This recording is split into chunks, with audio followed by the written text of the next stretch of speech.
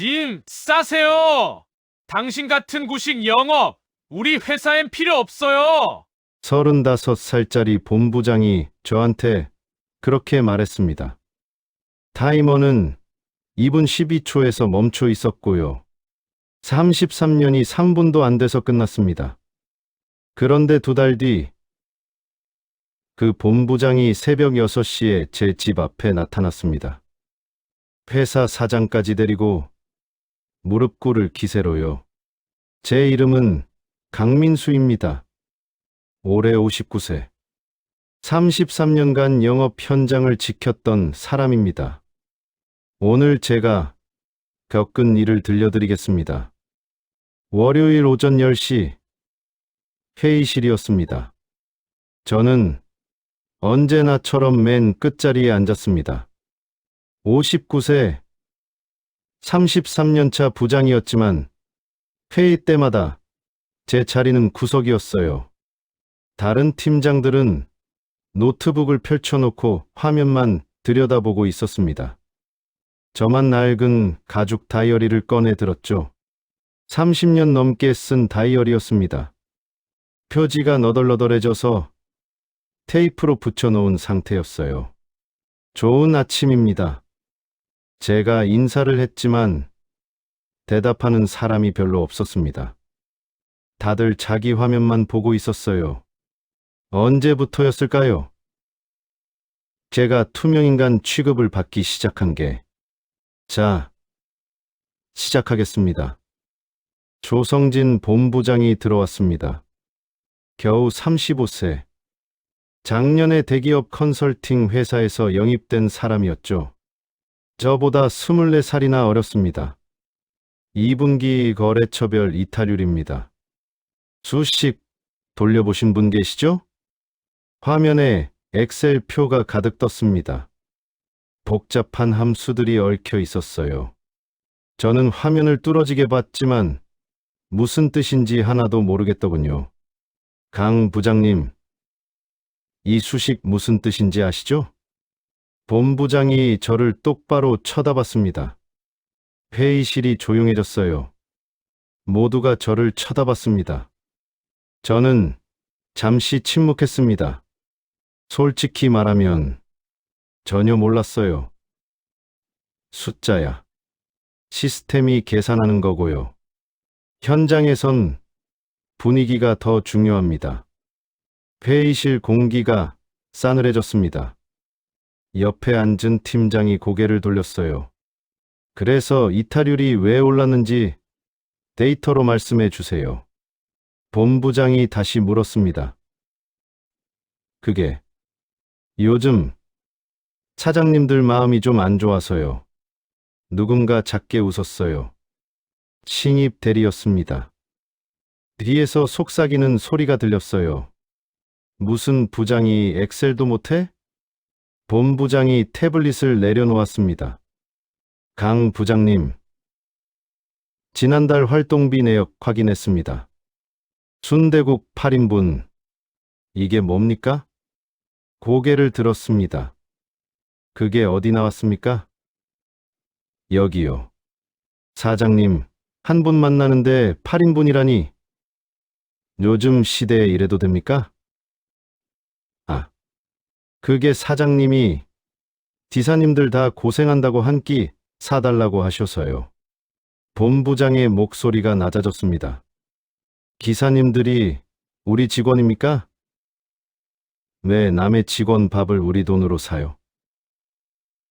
데이터에도 안 남는 짓 좀 그만하세요. 저는 입을 다물었습니다. 강 부장님, 지금은 감상 나누는 자리가 아닙니다. 회의실이 조용했어요. 저는 말문이 막혔습니다. 서서 들으세요. 집중하게.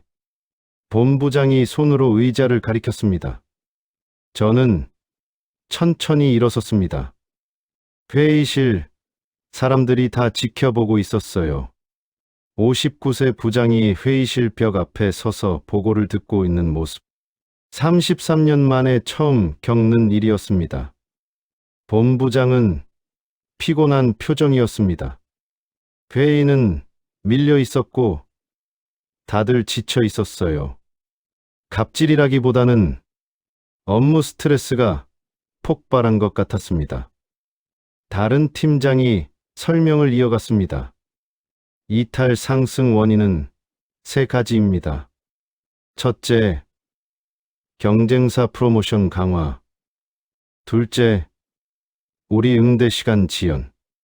셋째, 가격 경쟁력 약화입니다. 그래프가 화면에 떴어요. 대안까지 깔끔하게 정리되어 있었습니다. 저는 끼어들지 못했어요. 그냥 벽에 서서 듣고만 있었습니다. 회의가 끝났습니다. 사람들이 하나 둘씩 나갔어요. 저는 다이어리를 집어들고 회의실을 나왔습니다. 복도에서 신입 직원 둘이 속삭이는 소리가 들렸습니다. 강 부장님, 요즘 왜 저래요? 아직도 거래처를 술자리로 관리하는 줄 아시나 봐요. 저는 그냥 지나쳤어요. 엘리베이터 앞에 혼자 섰습니다. 버튼을 눌렀어요. 뒤에서 목소리가 들렸습니다. 본부장이 인사팀 과장과 얘기하고 있었어요. 솔직히 말해요. 저분 우리 조직에 필요한 사람 맞아요? 인사팀 과장이 조심스럽게 대답했습니다. 성과 지표로 보면 아닙니다. 본부장이 고개를 끄덕였어요. 엘리베이터 문이 열렸습니다. 저는 탔어요. 문이 닫히면서 두 사람 모습이 사라졌습니다. 저녁 6시였습니다. 저는 자리에 앉아 컴퓨터를 끄고 있었습니다. 휴대폰이 진동했어요. 메신저 알림이었습니다. 회사 공지방이었어요. 짧은 문장 하나가 떠 있었습니다. 내일 오전 9시 강민수 부장 면담. 저는 휴대폰을 내려놓고 가방을 챙겼어요. 책상 서랍을 열어 다이어리를 넣으려다가 멈췄습니다. 다이어리를 다시 꺼내서 재킷 안주머니에 넣었어요. 사무실을 나왔습니다. 복도 불이 하나씩 꺼지고 있었어요. 저는 엘리베이터를 타고 1층으로 내려갔습니다. 주차장으로 걸어가면서 생각했어요. 내일 9시 면담. 무슨 얘기를 하려는 걸까? 차에 탔습니다. 시동을 걸었어요. 백미러로 회사 건물을 봤습니다. 3층 본부장실에만 불이 켜져 있었어요. 저는 핸들을 잡고 한참을 그대로 앉아 있었어요. 33년을 다닌 회사였습니다. 내일이 어떻게 될지 알 수 없었어요. 다음 날 오전 9시 28분이었습니다. 저는 회의실 앞에 섰습니다. 손목 시계를 확인하니 2분 일찍 도착했어요. 문 옆 벽에 붙은 안건지를 봤습니다. 참석자 명단에 제 이름이 없었어요. 이상했습니다. 분명 어제 본부장 비서가 연락했거든요. 문이 열렸습니다. 조성진 본부장이 이미 안에 앉아 태블릿을 보고 있었습니다. 35세, 작년에 컨설팅 회사에서 영입된 사람. 본부장은 시선도 주지 않은 채 말했습니다. 강 부장님, 딱 5분만 쓰죠. 서로 시간 아끼게요. 저는 이자 쪽으로 걸어가려 했는데 본부장이 손짓으로 막았습니다. 서 계셔도 돼요. 저는 멈춰 섰습니다. 본부장 뒤쪽 스크린에 슬라이드 한 장이 떠 있었습니다. 제목만 덩그러니 하나. 영업 구조 최적화. 작년 대비 직접 기여율 0%. 본부장이 태블릿을 넘기며 말했습니다. 저는 현장을 손바닥을 들어 올리며 제 말을 끊었어요. 질문 받는 자리 아닙니다. 회의실 벽면에 걸린 타이머가 켜졌습니다. 5분 0초. 숫자가 거꾸로 돌아가기 시작했어요. 스크린 화면이 바뀌면서 빨간 글씨가 떴습니다. 인수인계 항목 없음. 회의실 문이 열렸습니다. 인사팀 직원 2명이 들어왔어요. 손에 서류 파일을 들고 미리 대기하고 있었던 겁니다. 저는 그제야 알았어요. 이게 회의가 아니라는 거요. 강 부장님, 솔직히 말씀드릴게요. 지금 부장님이 하시는 일, 신입도 합니다. 그것도 월급 3분의 1로요. 본부장이 말했습니다. 그리고 다이어리 들고 사람 따라다니는 구식 영업. 우리 회사랑 안 맞아요. 짐 싸세요. 저는 아무 말도 하지 않았습니다. 재킷 안주머니에서 낡은 다이어리를 꺼내 가방 안에 조용히 넣었어요. 아무도 보지 못하게요. 그리고 가방을 집었습니다. 타이머를 봤습니다. 2분 12초에서 멈춰 있었어요. 저는 회의실 문을 열고 나갔습니다. 문이 닫히자마자 안에서 웃음 소리가 들렸어요. 본부장 목소리였어요. 5분도 안 걸렸네. 복도는 조용했습니다. 저는 천천히 걸으면서 엘리베이터 버튼을 눌렀어요. 문이 열렸고 거울에 비친 제 얼굴을 봤습니다. 59세였어요. 33년을 다닌 회사였습니다. 엘리베이터가 1층에 도착했습니다. 로비를 지나 주차장으로 걸어가면서 생각했어요. 5분. 33년이 5분으로 정리된 거였습니다. 차에 타서 시동을 걸었어요.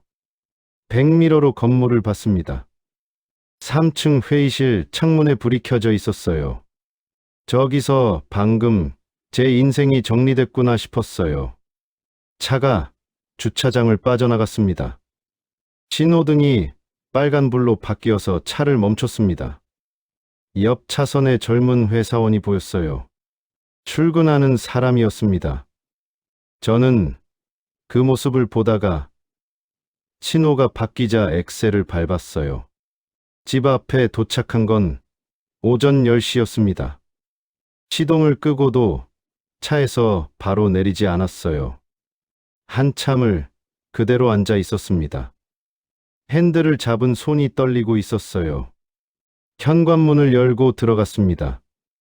아내가 거실에서 깜짝 놀란 표정으로 물었습니다. 왜 벌써 왔어요? 신발을 벗으며 대답했어요. 회사 그만뒀어. 아내의 얼굴이 굳었습니다. 갑자기요? 응. 침묵이 흘렀어요. 아내가 소파 옆에 앉으면서 조심스럽게 물었습니다. 설명은 했어요? 고개를 저었어요. 아내는 더 묻지 않았습니다. 저도 말하지 않았어요. 소파에 앉아서 가방에서 33년 동안 쓴 다이어리를 꺼냈습니다. 표지가 낡아서 모서리가 해져 있었어요. 첫 페이지를 펼쳤습니다. 1993년 3월 2일 입사라고 또박또박 적힌 글씨가 보였어요. 페이지를 넘겼습니다. 이름과 날짜가 빼곡했어요. 최동욱 사장 생일 3월 15일, 송미란 사장 어머니 기일 7월 3일, 정우진 사장 아들 대학 합격 2월 28일. 한 페이지 한 페이지가 모두 사람의 이름과 날짜였어요. 생일, 기일, 결혼기념일, 아이 입학식, 부모님 회갑까지 33년 동안 기록한 것들이었습니다. 마지막 페이지를 펼쳤어요. 거기 한 줄이 적혀 있었습니다. 말하지 말 것. 때가 오면 드러난다. 언제 적었는지 기억나지 않았지만 분명히 제 글씨였어요. 저는 다이어리를 천천히 덮으면서 탁자 위에 내려놓았습니다. TV를 켰습니다. 경제 뉴스가 나오고 있었지만 화면을 보지 않았어요. 그냥 소리만 들렸습니다. 휴대폰이 진동했어요. 모르는 번호여서 받지 않았습니다. 다시 진동했지만 또 모르는 번호였어요. 휴대폰을 뒤집어 놓았습니다. 오후 2시가 되었습니다. 아내가 점심을 차렸는데 저는 손도 대지 않았습니다. 입맛이 없어. 아내는 상을 그대로 두고 나갔어요. 저는 소파에 앉아 창밖을 봤습니다. 해가 중천에 떠 있었습니다. 평일 오후 2시. 33년 만에 처음으로 집에 있는 시간이었어요. 저녁 6시가 되었습니다. 아내가 저녁을 차렸고 저는 자리에 앉았어요. 숟가락을 들어 밥을 한 숟가락 떴습니다. 목으로 넘어가지 않았어요. 앞으로 어떻게 할 거예요? 아내가 물었습니다. 저는 대답하지 않았습니다.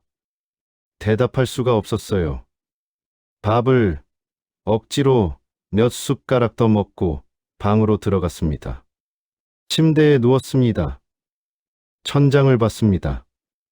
33년 동안 매일 아침 7시에 출근하고 저녁 8시에 퇴근했던 날들이 떠올랐어요.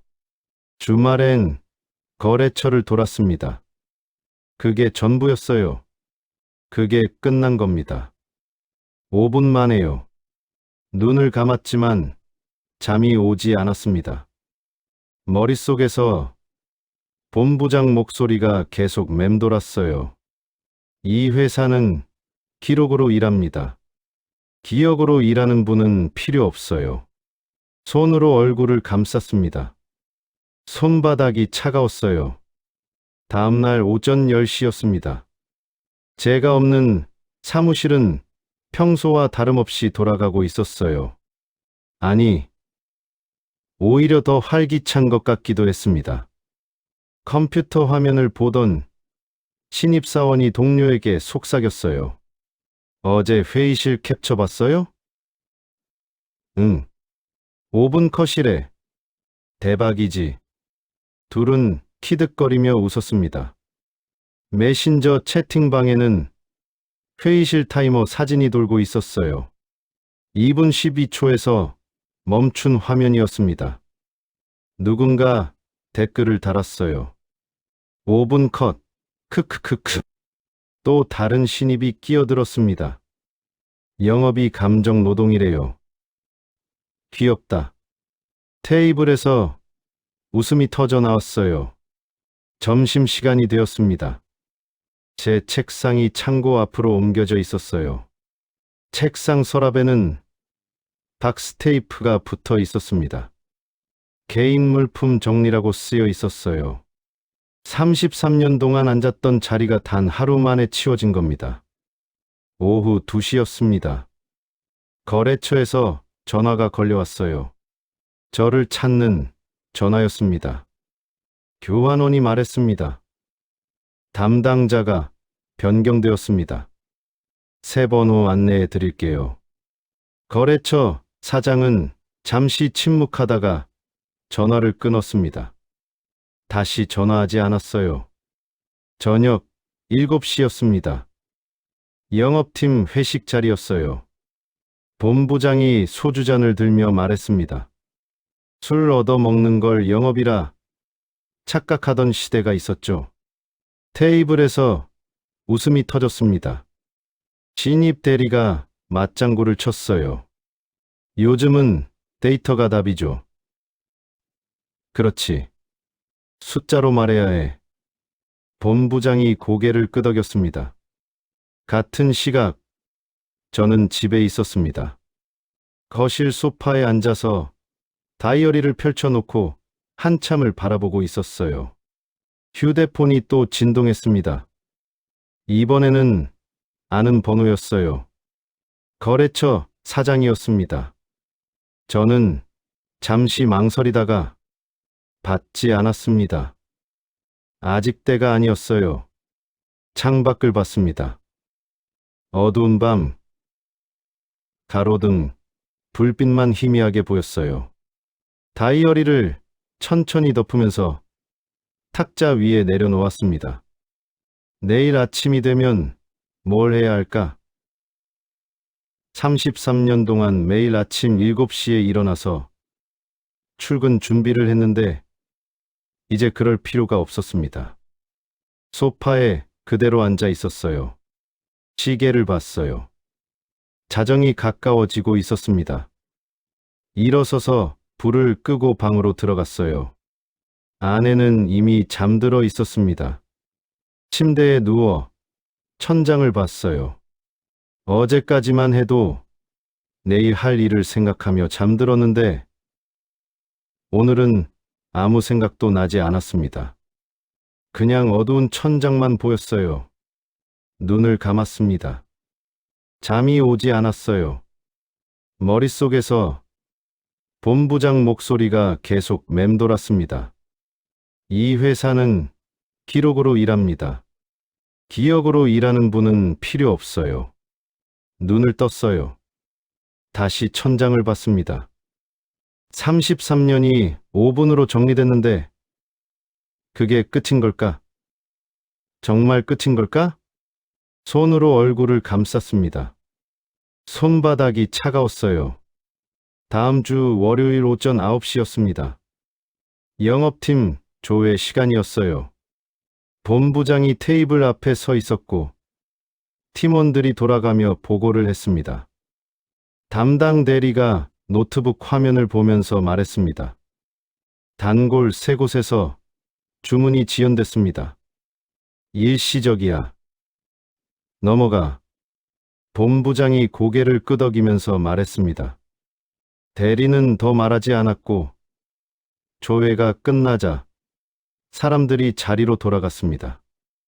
오후 2시였습니다.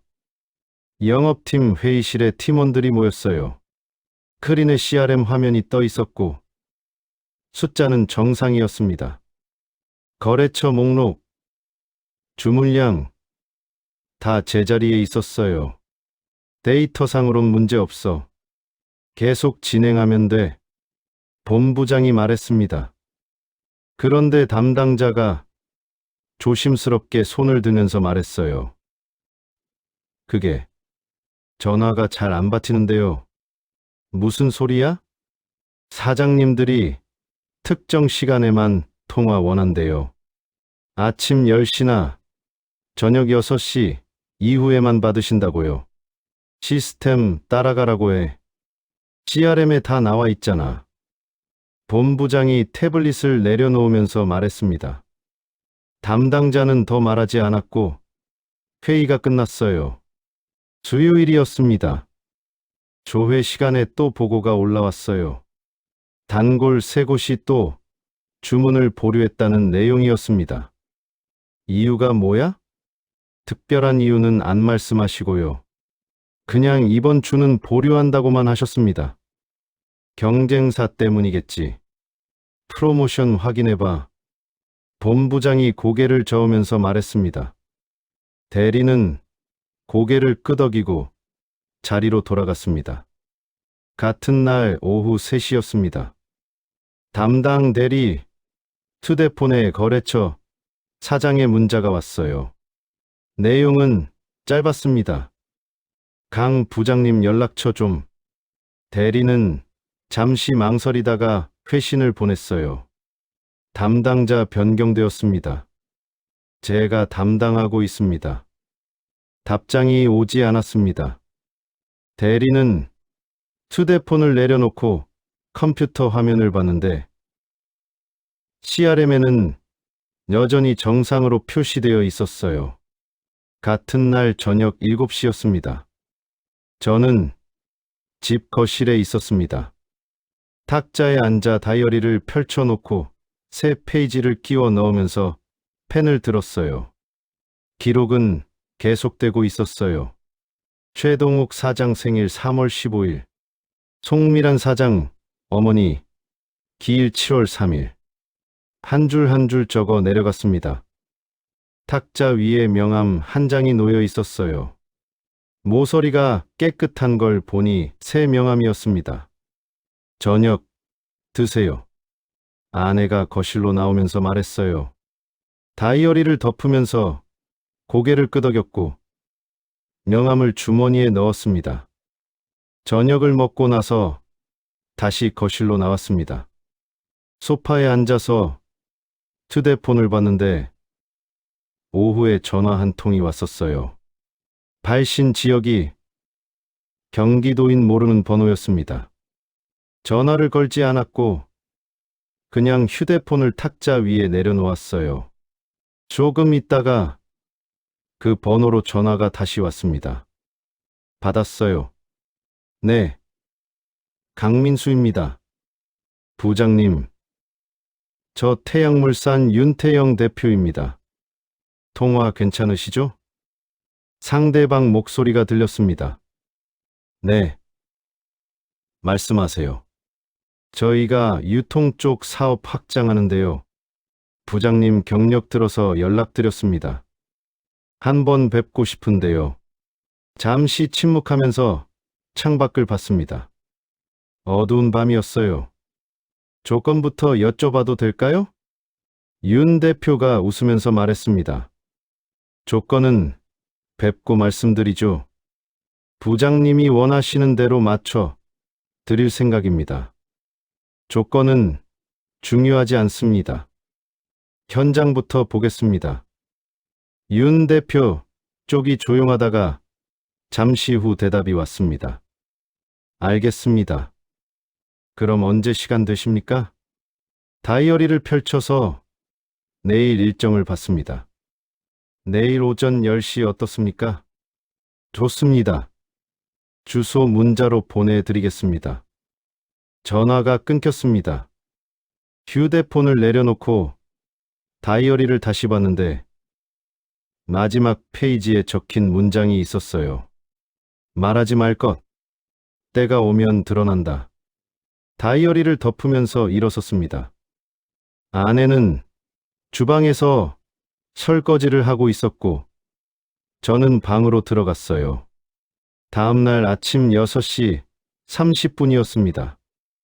운동복을 입고 현관문을 열자 아내가 잠에서 깨어 물었어요. 어디 가요? 운동 다녀올게요. 아내는 더 묻지 않았고 저는 문을 닫고 나갔어요. 실제로는 운동이 아니었습니다. 차를 타고 윤 대표가 보낸 경기도의 주소로 향했어요. 1시간을 달려 도착한 곳은 물류센터였는데 규모가 제법 컸습니다. 윤 대표가 입구에서 기다리고 있었어요. 40대 중반쯤 되어 보이는 사람이었는데 저를 보자마자 걸어왔습니다. 부장님, 이렇게 일찍 오실 줄 몰랐습니다. 악수를 하면서 말했어요. 현장은 아침에 봐야 합니다. 윤 대표가 웃으면서 안으로 안내했습니다. 물류센터는 바빴습니다. 직원들이 물건을 나르고 트럭이 드나들고 있었어요. 저는 한참을 둘러봤습니다. 윤 대표는 옆에서 설명했어요. 하루 배송량이 200톤 정도 됩니다. 거래처는 지금 쉰 곳인데 100곳까지 늘릴 계획이에요. 직원은 몇 명입니까?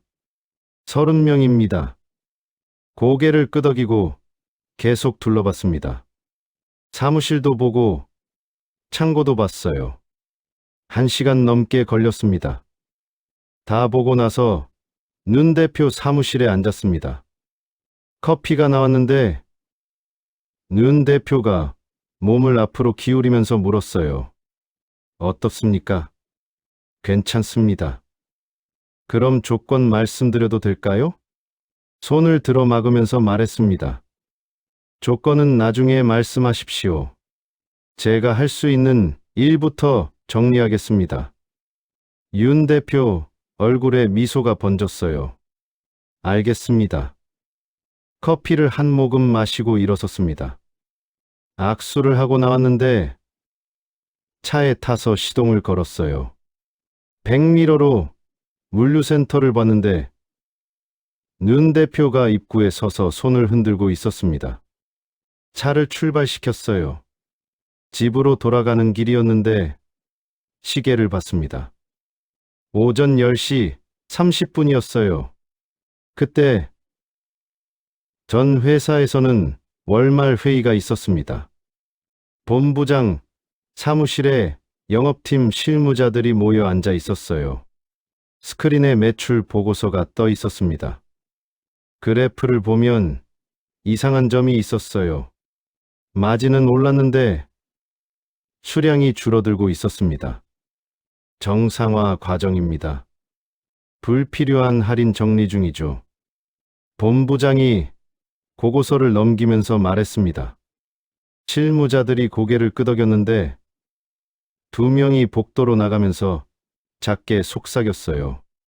예전엔 말로 조율하던 게 있었는데요. 뭐가? 뒤따라 나오던 본부장이 그 말을 들었습니다. 아, 아닙니다.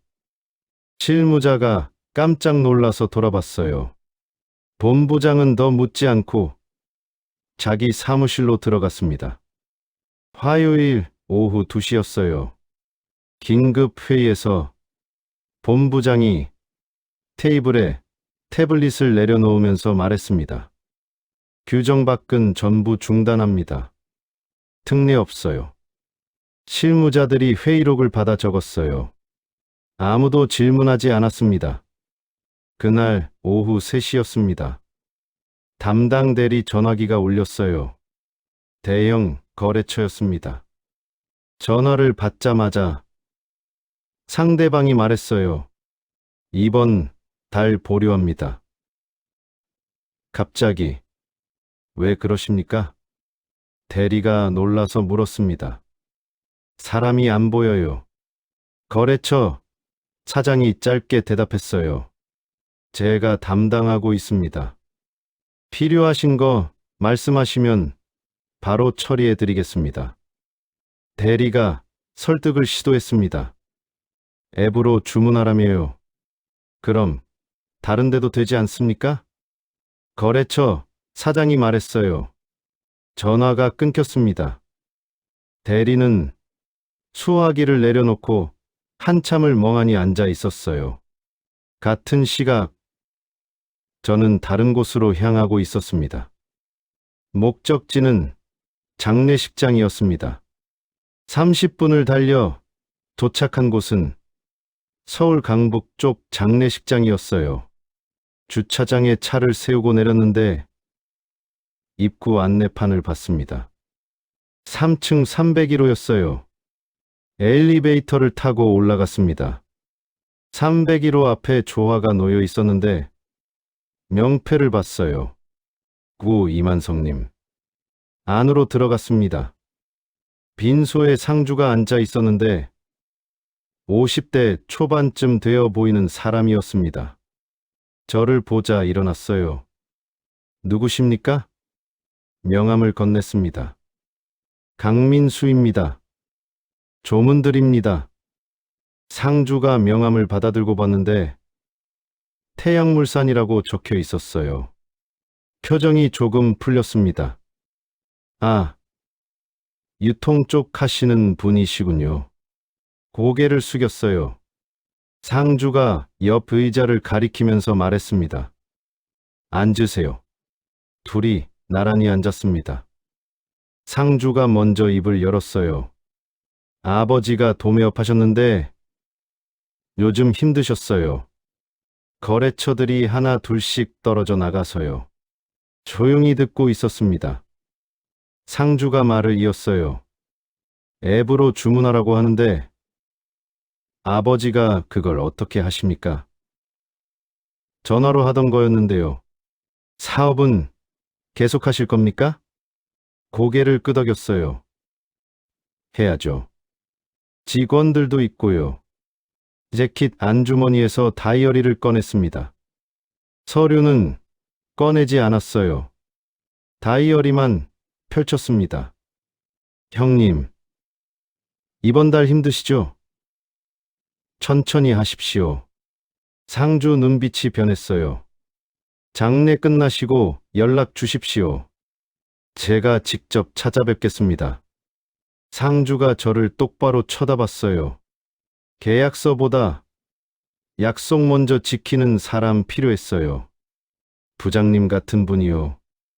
대답하지 않았습니다. 그냥 다이어리를 덮으면서 일어났어요. 편히 보내시길 바랍니다. 빈소를 나왔습니다.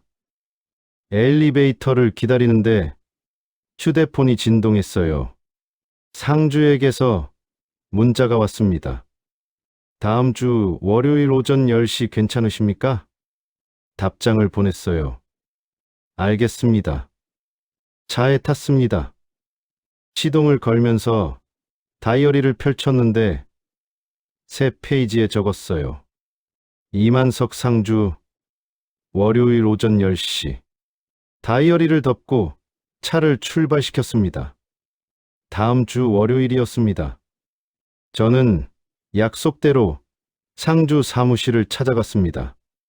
서울 성북구에 있는 작은 사무실이었는데 간판에 만석상회라고 적혀 있었어요. 안으로 들어가자 상주가 맞이했습니다. 어서 오세요. 사무실은 작았지만 깔끔했어요. 책상 2개와 선반이 전부였습니다. 상주가 커피를 내왔어요. 부장님, 저희가 작은 곳이라 조건은 못 드립니다. 손을 저었습니다. 조건은 중요하지 않습니다. 그럼 뭐가 중요합니까? 사람입니다. 상주 눈가에 미소가 번졌어요. 두 사람은 악수를 했습니다. 계약서는 나중 얘기였어요. 그날 저녁이었습니다. 집에 돌아와서 거실 탁자에 앉았어요.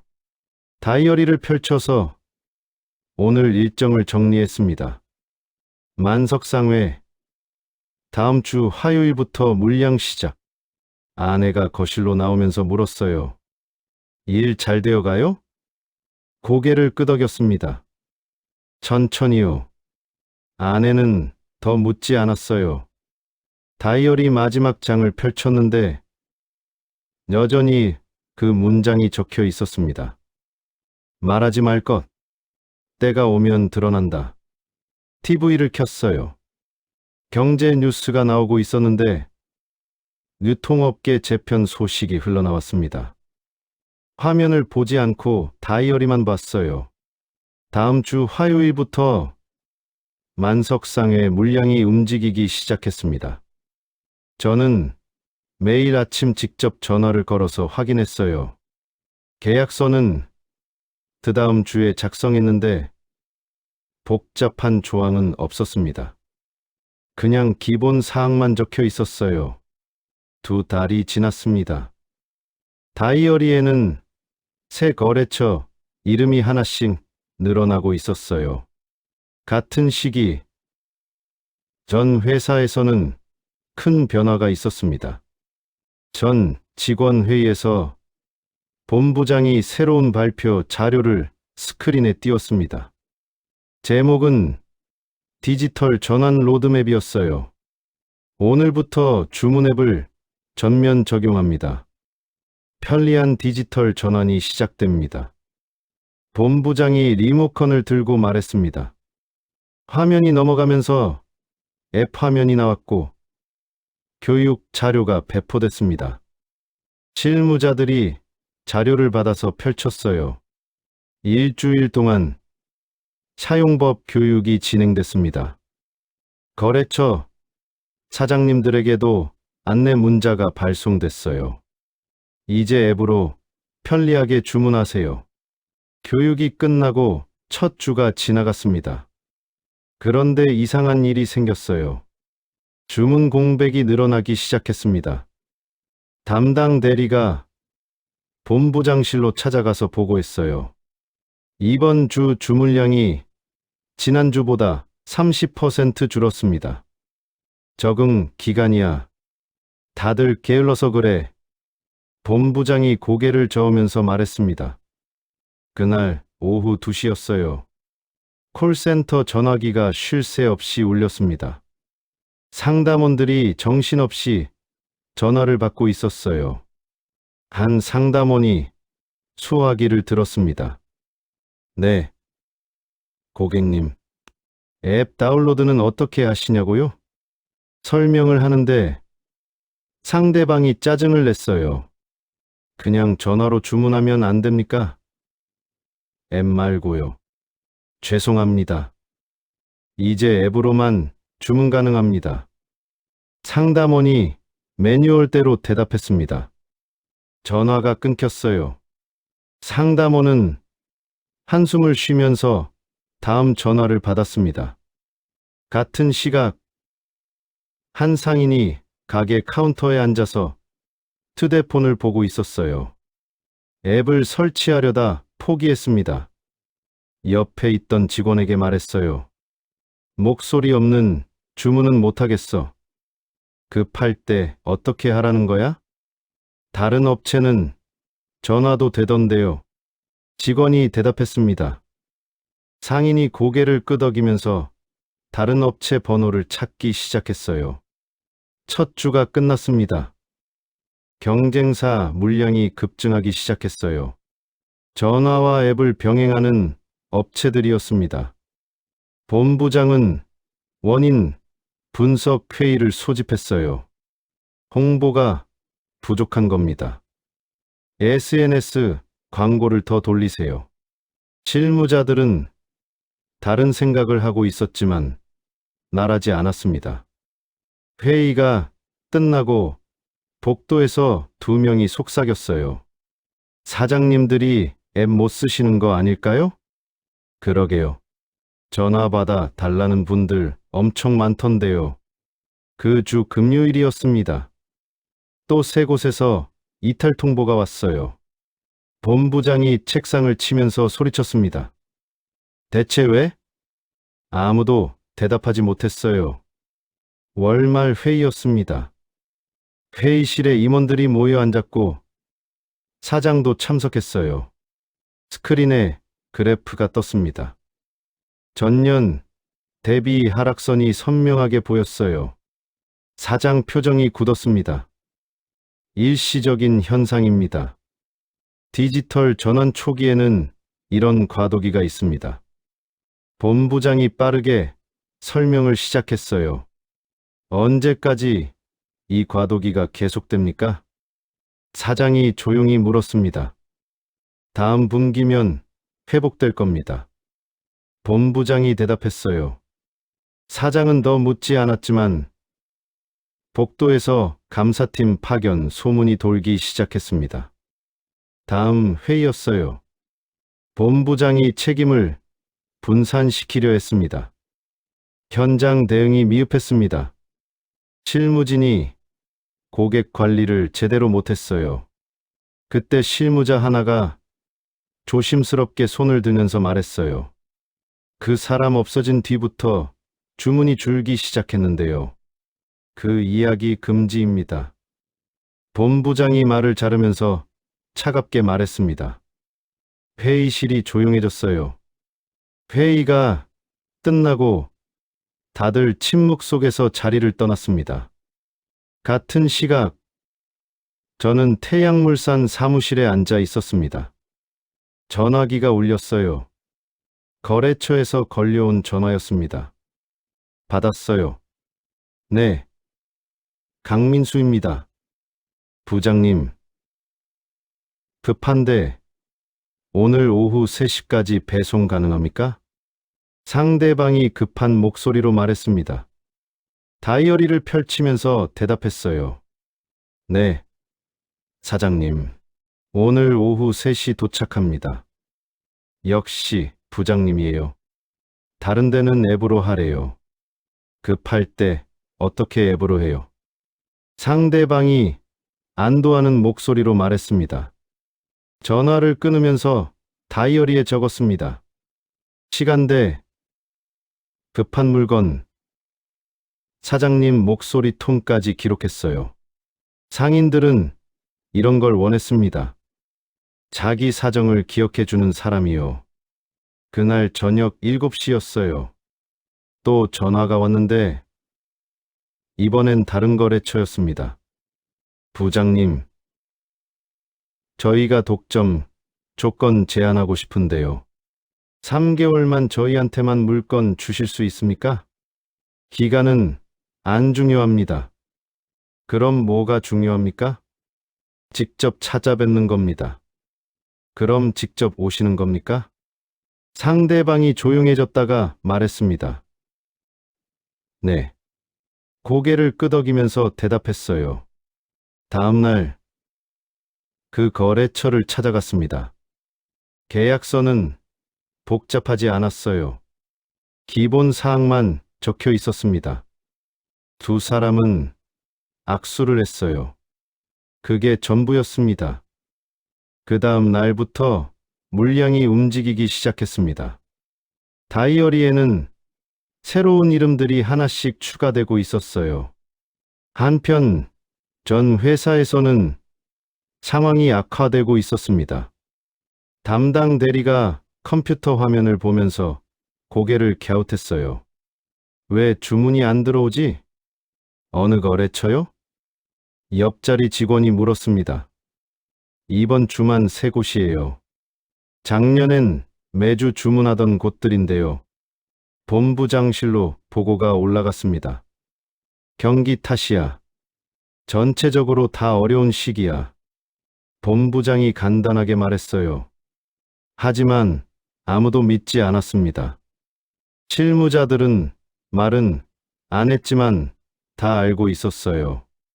숫자가 거짓말을 하지 않는다는 거요.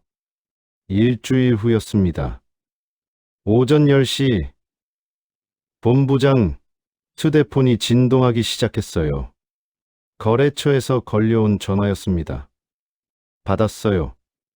네. 조성진 본부장입니다. 더 이상 안 합니다. 상대방이 짧게 말했습니다. 갑자기 무슨 말씀이십니까?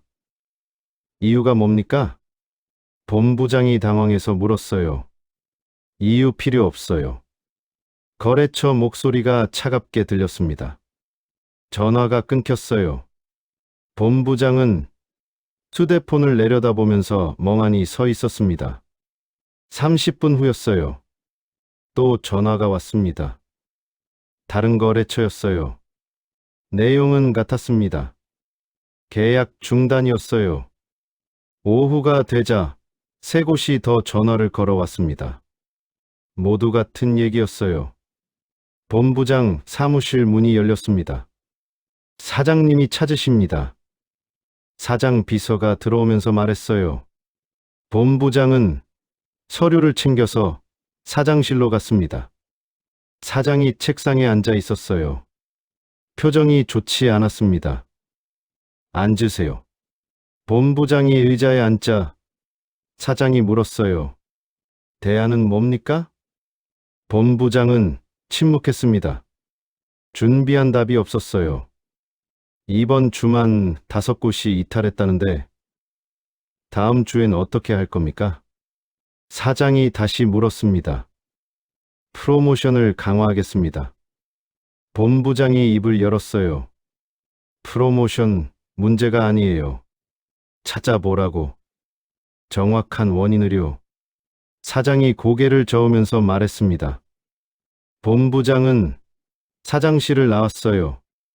복도를 걸어가면서 생각했습니다. 원인을 모를 리 없었어요. 실무자가 회의 때 말했잖아요. 그 사람 없어진 뒤부터라고요. 그날 밤 11시였습니다. 본부장은 집에 있었어요. 책상 앞에 앉아서 휴대폰을 보고 있었습니다. 연락처를 하나 찾아서 한참을 망설이다가 전화를 걸었어요. 신호음이 3번 울렸습니다. 전화가 연결됐어요. 네, 제 목소리였습니다. 강 부장님, 저 조성진입니다. 잠깐만 봅시다. 본부장이 목소리를 가다듬으면서 말했어요. 지금은 약속이 있습니다. 저는 조용히 대답했습니다. 언제 시간 되십니까? 본부장이 다급하게 물었어요. 모르겠습니다. 제 대답이 돌아갔습니다. 전화가 끊겼습니다. 본부장은 휴대폰을 테이블 위에 내려놓았어요. 손이 떨리고 있었습니다. 같은 시각, 저는 집 거실에 앉아 있었습니다. 휴대폰을 내려놓고 다이어리를 펼쳤어요. 다음 일정을 적기 시작했습니다. 내일 오전 10시 만석상회, 오후 2시 태양물산 회의. 표정은 변함이 없었어요. 그냥 담담하게 적어 내려갔습니다. 여보, 누구 전화였어요? 아내가 방에서 나오면서 물었어요. 전 회사 사람이에요. 아내는 더 묻지 않았습니다. 다이어리를 덮으면서 일어났어요. 그날 밤, 전 회사 재무팀에서 긴급 보고서가 올라갔습니다. 현금 흐름 경고가 떴어요. 이탈 속도가 예상보다 빨랐습니다. 사장이 보고서를 받아보고 결단을 내렸어요. 본부장한테 전해요. 직접 찾아가라고요. 다음 날 아침이었습니다. 본부장은 출근해서 사장실로 불려갔어요. 강민수 부장 찾아가세요. 직접이요. 사장이 말했습니다. 무슨 말씀을 드려야 합니까? 본부장이 물었어요. 복귀 제안하세요. 조건은 부장님이 원하는 대로 다 들어준다고요. 사장이 창밖을 보면서 대답했습니다. 본부장은 고개를 끄덕이고 나왔어요. 사무실로 돌아와서 책상에 앉았는데 한참을 그대로 앉아 있었습니다. 오후 3시였어요. 본부장은 인사팀을 불렀습니다. 강민수 부장 주소를 달라고 했어요. 인사팀 직원이 주소를 적어서 건넸습니다. 본부장은 그 종이를 받아들고 봤어요. 서울 성북구 주소였습니다. 한참을 보다가 서랍에 넣었어요. 당장 찾아갈 용기가 나지 않았습니다. 그날 밤, 본부장은 늦게까지 사무실에 있었어요. 컴퓨터 화면을 보고 있었습니다. CRM 데이터였어요. 숫자는 계속 떨어지고 있었습니다. 휴대폰을 꺼냈어요. 제 번호를 다시 찾았는데 전화를 걸지 못하고 화면만 보고 있었습니다. 한참을 망설이다가 휴대폰을 내려놓았어요. 대신 서랍에서 아까 받은 주소를 꺼냈습니다. 종이를 펼쳐서 봤어요. 주소를 외우기 시작했습니다. 내일 아침 일찍 가야겠다고 생각했어요. 사무실 불을 끄고 나왔습니다. 주차장으로 걸어가면서 하늘을 봤는데 별이 보이지 않았어요. 차에 탔습니다. 시동을 걸었는데 한참을 그냥 앉아 있었어요.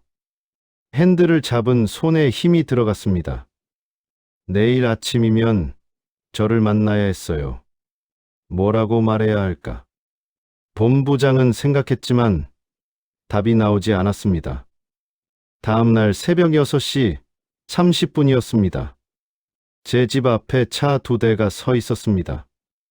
한 대는 검은색 세단이었고 다른 한 대는 회색 SUV였어요. 엔진 소리가 꺼지면서 차문이 열렸습니다. 사장이 세단에서 내렸습니다. 60대 초반쯤 되어 보이는 사람이었는데 양복을 단정하게 입고 있었어요. 본부장이 SUV에서 내렸습니다. 둘은 서로 눈빛을 교환하면서 제 집 현관으로 걸어왔어요. 초인종을 눌렀습니다. 30초쯤 지나자 문이 열렸습니다. 저는 새벽 조깅을 위해 운동복 차림으로 서 있었습니다. 두 사람을 보고도 놀라지 않았어요. 표정 변화가 없었습니다. 본부장이 먼저 고개를 숙이면서 말했습니다. 강 부장님, 도와주세요. 무엇을? 조용히 물었습니다. 그 방식이요. 부장님이 하시던 그 방식 말입니다. 본부장이 대답했습니다. 본부장을 쳐다봤는데 눈빛이 차가웠습니다. 그건 사람이 하는 겁니다. 조건 말해 보십시오. 복귀하시는 데 필요한 거라면 뭐든지 들어 드리겠습니다. 사장이 끼어들면서 말했습니다. 고개를 저으면서 대답했습니다. 전 이미 선택했습니다. 연봉이든 직급이든 얼마든지 드리겠습니다. 부장님이 원하시는 대로요. 사장이 다급하게 말했습니다. 재킷 안주머니에서 다이어리를 꺼냈습니다. 낡은 다이어리였는데 펼치지 않고 그냥 들어 보였어요. 이거 회사에 안 남겼죠? 본부장 얼굴이 하얗게 질렸습니다. 그 다이어리가 뭘 의미하는지 알았던 겁니다. 33년 동안 쌓인 거래처 관계, 사람들의 이름과 날짜와 사정이 모두 그 안에 있었어요. 다이어리를 다시 주머니에 넣으면서 문을 잡았어요. 천천히 닫기 시작했습니다. 사장이 손을 들어 문을 막으려 했지만 멈추지 않았어요. 문이 완전히 닫혔습니다. 사장과 본부장은 현관 앞에 멍하니 서서 둘 다 한마디도 하지 못했어요. 한참을 그렇게 서 있다가 사장이 먼저 돌아섰습니다. 본부장도 따라서 차 쪽으로 걸어갔어요. 문 안쪽에서 저는 그들이 떠나는 소리를 들었습니다. 차 2대의 시동 소리가 들렸고 곧 멀어져 갔어요. 거실로 돌아와 다이어리를 펼쳤습니다. 마지막 페이지를 봤어요. 말하지 말 것. 때가 오면 드러난다. 그 문장을 한참 보다가 다이어리를 덮었습니다. 그로부터 한 달 후였습니다. 유통업계에 소문이 돌기 시작했습니다. 대형 거래선들이 움직이고 있다는 얘기였어요. 태양물산으로 물량이 넘어가고 있대요. 어느 정도인데요? 한 달 만에 20곳 넘게요. 전 회사 주가가 흔들리기 시작했습니다. 오전장이 열리자 하락세를 보였는데 오후까지 계속 떨어졌어요. 재무팀에서 긴급 보고가 올라갔습니다. 그날 오후 2시 본부장실에서 내부 회의가 열렸어요. 실무자들이 둘러앉아 있었습니다. 본부장은 테이블 앞에 서 있었어요. 한 실무자가 조심스럽게 말했습니다.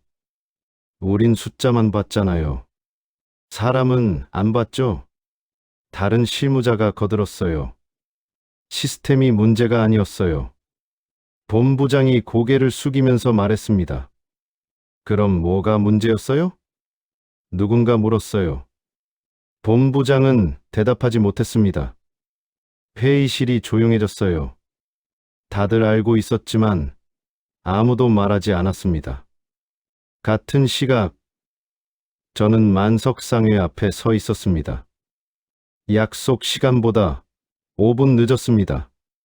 안으로 들어서자 창인이 웃으면서 말했어요. 민수 씨, 오늘 늦네요. 고개를 숙이면서 대답했습니다. 죄송합니다. 5분 늦었습니다. 괜찮아요. 커피나 한 잔해요. 상인이 손을 저으면서 말했습니다. 사무실 안쪽에서 다른 상인이 나왔습니다. 50대 후반쯤 되어 보이는 사람이 저를 보자 반갑게 악수를 청했어요. 부장님, 오랜만입니다. 악수를 하면서 말했습니다. 오랜만이네요. 상인이 커피를 내오면서 말했어요. 이 사람 없었으면 우리도 없었어요. 작년에 힘들 때 도와주신 거 잊지 않습니다. 웃지 않았어요. 고개만 끄덕였습니다. 다이어리를 꺼내서 펼쳤어요. 오늘 할 일이 적혀 있었습니다. 상인들과 1시간 정도 얘기를 나눴어요. 물량 조정, 배송 일정, 다음 달 계획까지 하나하나 확인했습니다. 다 적어 내려갔어요. 저녁이었습니다. 집으로 돌아가는 길이었어요. 차를 운전하면서 라디오를 켰는데 경제 뉴스가 나오고 있었습니다. 유통업계에 지각 변동이 일어나고 있습니다. 기존 대형 업체들의 점유율이 흔들리고 있는데요.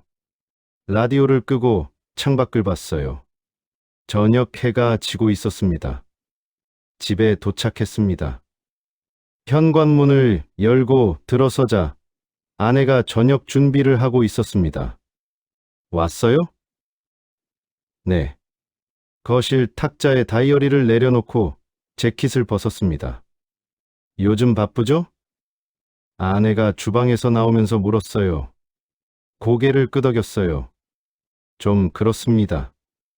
아내는 더 묻지 않았습니다. 소파에 앉아서 다이어리를 펼쳤어요. 내일 일정을 확인했습니다. 다이어리를 펼쳐서 새 페이지에 적기 시작했습니다. 숫자는 결과, 사람은 과정.